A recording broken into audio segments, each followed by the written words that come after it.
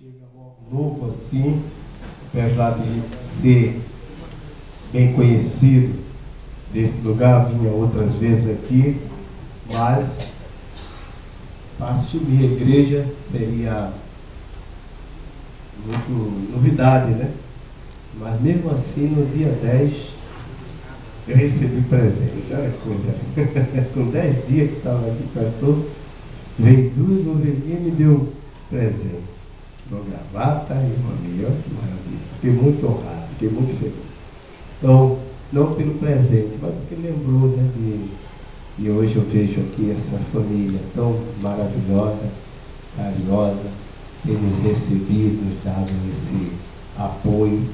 Nós nos sentimos honrados. Eu agradeço as orações. Tá?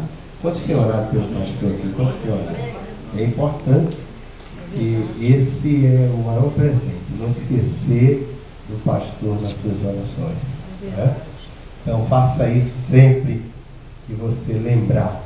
De repente você está assim, aí lembra do pastor, então orar por ele. Sempre que você lembrou, é porque Deus está lembrando que você ora por ele. E isso surte um efeito muito grande no mundo espiritual. Tá? Aí porta-se abre, livramento, um monte de coisa aqui. E assim você se lembrou de qualquer pessoa, se você diz, Jesus, abençoa teu filho, abençoa tua filha, se ele estiver. Porque é um momento que você não sabe, mas o Espírito Santo está te induzindo a orar. Entendeu? O Senhor, ele é impressionante isso. Então, vamos dar um estudo com mais profundidade a respeito da importância da oração, da intercessão, do jejum. A igreja tem que saber tudo isso, aprender tudo isso, fazer uso dessas ferramentas de bênção, né? Mas é isso aí. Mas por que o senhor não está sabendo que a pessoa está passando por determinado problema? Por que pede para você orar? É uma coisa que você só vai entender isso quando você estudar essa parte. Muito impressionante isso. Né? Deus queria dar livramento ao seu povo e levantava um para interceder. Era interessante. Ele queria dar livramento ao povo. Aí levantava um para interceder a favor. E intercedia, aí Deus avisa até, e queria até punir por causa da desobediência, o povo em desobediência, e ele mostrava o castigo que eles iam passar pela sua desobediência, mas levantava um que intercedia por ele, orava. Aí o Senhor tirava por causa disso. Então sempre assim, você vai ver, ele e o Senhor ouviu o clamor do seu povo, e o Senhor ouviu o clamor do seu povo, e mandou o seu povo. Então, ore, e orar é importante. Mas abra sua Bíblia no livro de João. Vamos meditar um pouquinho nesse texto muito importante para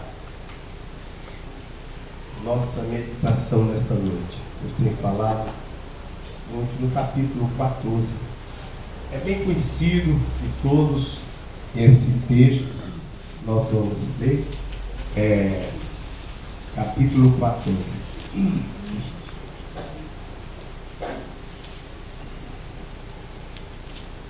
Glória a Deus.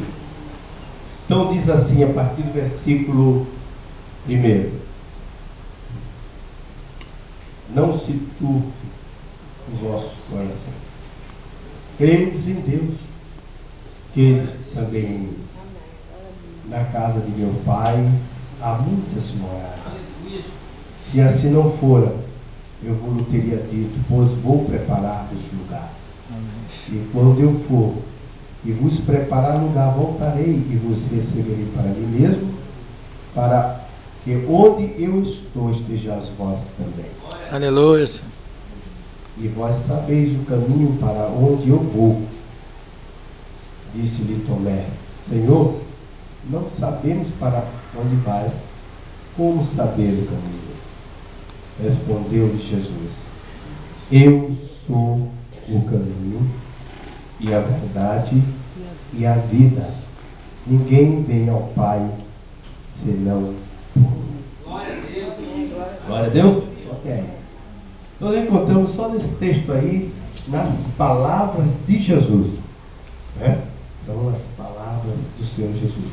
Ele começa observando como ele conhecia o coração, né? Ele penetra nos pensamentos, no coração, e ele entende o que as pessoas estão falando. Muitas vezes nem abre a boca, mas fica no coração murmurando, ficando. Ele também conhece quando a pessoa está preocupada, quando está inseguro, quando está com medo.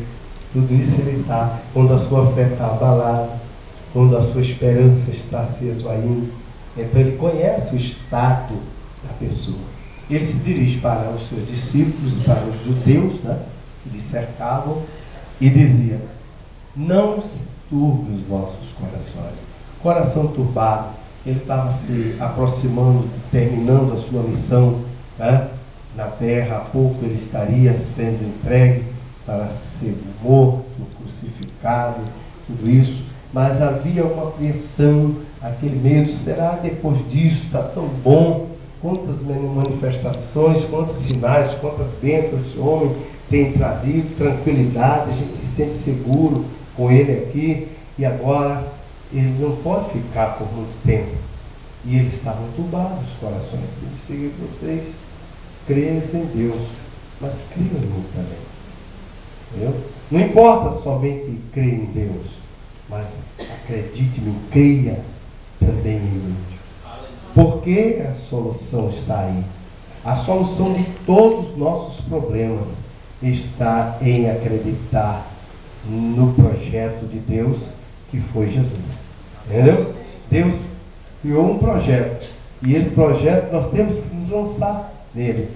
Devemos depositar toda a nossa confiança nesse projeto, que é Jesus. Então, receber Jesus é ter a certeza da vida eterna.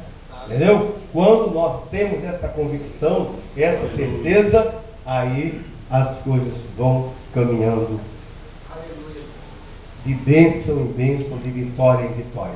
Observe, e ele falando essas palavras, os discípulos estavam diante de um grande desafio.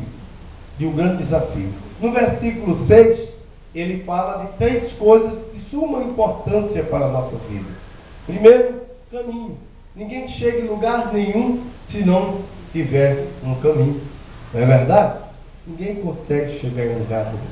Precisa sempre de ter um caminho para alcançar o seu objetivo, para chegar no lugar que você quer. Segundo, ele disse verdade. Quando se fala de verdade, está falando de algo legítimo, de algo que é original, não é uma fantasia. Esse é legítimo, esse é o verdadeiro. Entendeu? E ele fala também desse segundo ponto, que é fundamental. Às vezes você quer adquirir determinada coisa e você pergunta se é legítimo, se é original, porque sabe que o falso, ele vai lhe trazer problema. E antes de Jesus vir, apareceu vários outros Jesus.